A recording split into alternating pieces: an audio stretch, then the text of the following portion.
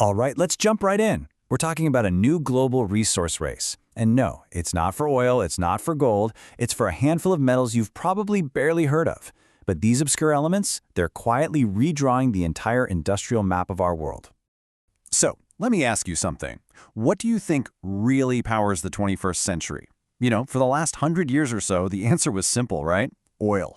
But that answer is changing, and it is changing way faster than almost anyone predicted. Think about it. Electric vehicles, AI, the entire green energy transition. What do they all have in common? They are all completely, 100% dependent on a small group of what we call strategic minerals.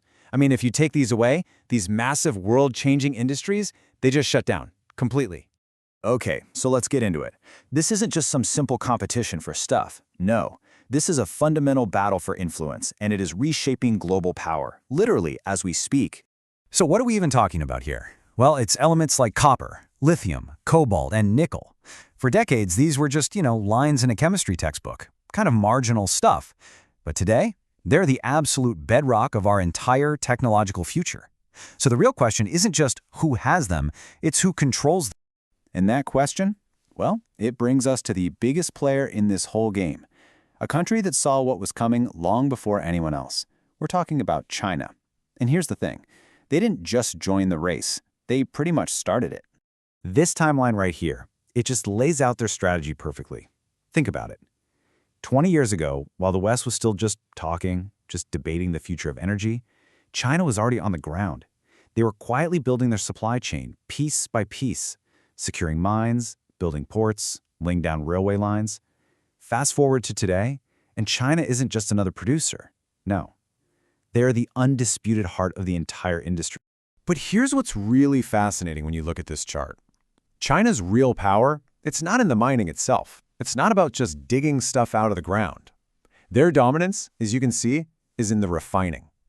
That's the crucial, often overlooked step of turning raw ore into the super high purity materials that companies actually need. They completely control that indispensable middle step. So where does that leave the US and Europe? Well, they're scrambling to catch up. It's like they woke up late for a party and found out someone else already ate all the good food. They're trying to reopen old mines, fast-track projects, but they're running into all these regulations and infrastructure problems that, frankly, China dealt with 20 years ago. Okay, so if China controls the processing, who has the raw materials? This is where the map starts to look really, really interesting. Because the biggest reserves? They're not in the usual places.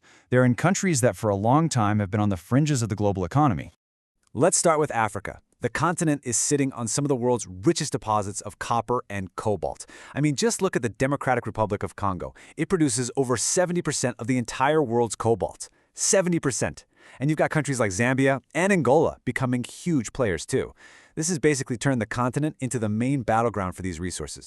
But here's the kicker. China's strategy was never just about the minerals. This number you see, $180 billion, that tells the real story. That's how much they've financed in infrastructure projects in over 25 African nations. What they've done is build this incredible network of economic and political influence that is just so difficult for anyone else to even begin to challenge. And it's not just sub-Saharan Africa either. There's a region that almost nobody saw coming, North Africa. All of a sudden, Morocco is a global player in phosphates and copper. You've got Mauritania leading in green iron. Algeria is getting into the nickel game. It's a completely new power landscape. Okay, now let's hop over to the Middle East, because a totally different kind of power is getting in on this. We're talking about countries like Saudi Arabia and the UAE. They're using their massive financial muscle and, it turns out, surprisingly rich geology to become new mining and processing hubs. They're basically creating this critical new link between Asia, Africa, and Europe. And the scale of what they're planning, it's just staggering. Look at this number, $2.5 trillion.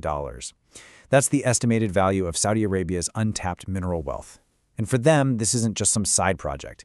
It's their plan for a complete national transformation, a future that isn't built on oil.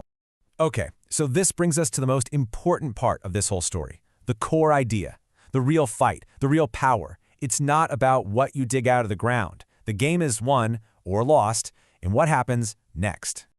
Right, so look at this value chain. Extraction, that's just step one, digging the ore out of the ground. The real strategic control comes from mastering the next two steps, refining and manufacturing. Turning those rocks into the actual batteries, chips, and electronics that power our world. And that part of the game, right now, China owns it.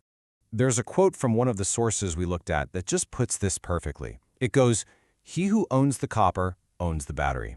He who owns the cobalt owns the electric car.